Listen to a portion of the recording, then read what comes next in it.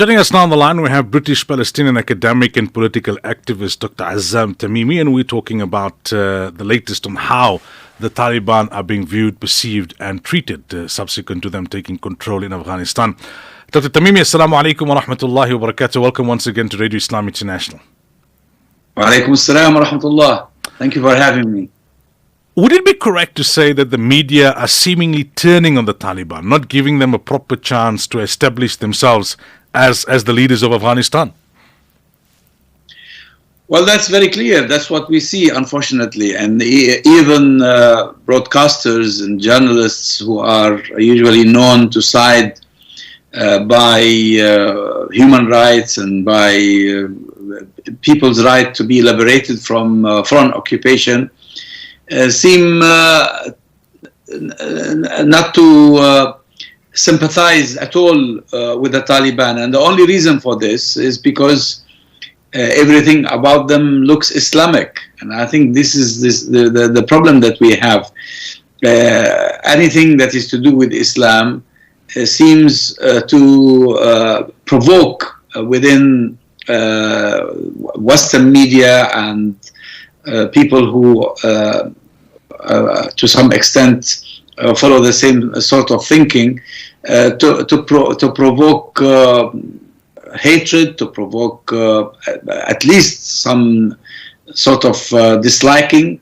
And since the Taliban liberated Afghanistan, all we hear about is women's rights and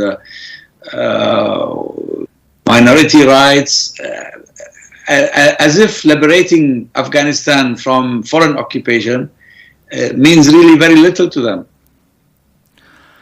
How do you respond to Afghan journalists who are based within the country, who come out and raise issues about the Taliban, saying they don't enjoy popular support, that the seizing of power was bloody, that they're still being repressive, and their argument is, we on the ground, we live in this country, we know better.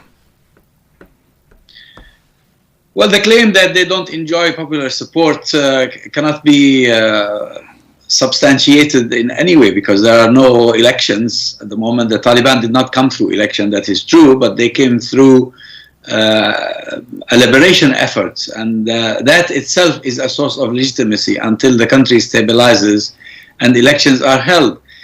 And now it's been 20 years since the Americans came to Afghanistan and occupied it, and throughout those 20 years a class of people were empowered, or the Americans tried to empower them, people who the Americans wanted them to see eye to eye with them, who were more loyal to the Americans than to the Afghan people. These people have interests, and they fear that all the gains they made over the past 20 years are likely to be lost. That's why many of them prefer to leave Afghanistan rather than stay in their country and help rebuild it. And those who have remained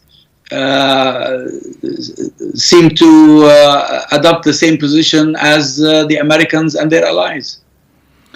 How do you analyze the reaction to the Taliban coming back to power in Muslim countries, in the Middle East countries?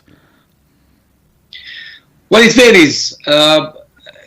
In some countries where governments are hostile to the Taliban, the official media is also hostile, especially in countries where there is no freedom of speech. Most of the Arab countries, there is no freedom of speech.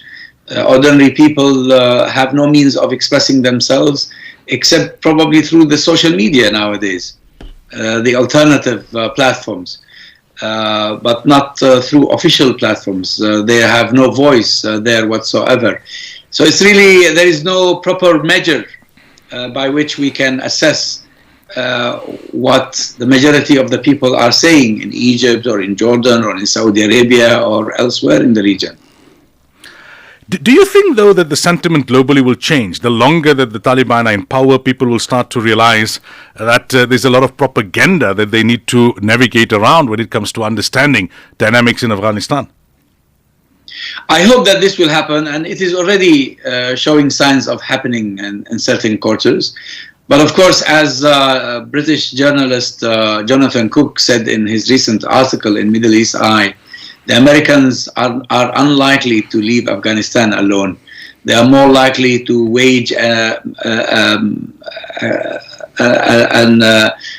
covert war using some of their lackeys, some of their agents inside Afghanistan, using some of the neighboring countries that are loyal to them, and also using new tools of warfare like the drones. And it's very likely that the recent bombings we saw in Jalalabad and other places have something to do with this. Jonathan Cook quotes senior officials in the US administration, including in the CIA, as saying that they would never allow the Taliban to stabilize the country. So this is a big challenge. Indeed. Azzam Tamimi, shukran for your time. Always appreciated. Thank you. Assalamu alaikum wa rahmatullahi wa barakatuh.